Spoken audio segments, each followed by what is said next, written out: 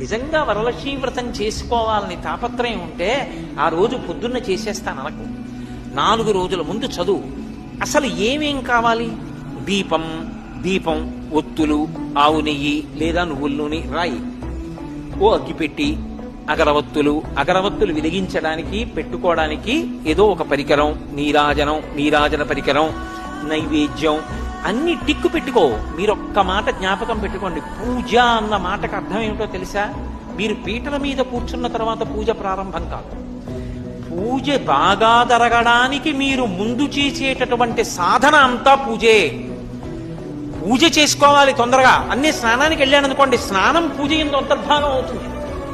నేను తొందరగా తెమలాలి, అందుకు పేపర్ చదవను అన్నాను అనుకోండి, ఇప్పుడు పేపర్ చదవకపోవడం పూజ ఎందు అంతర్భాగం అవుతుంది.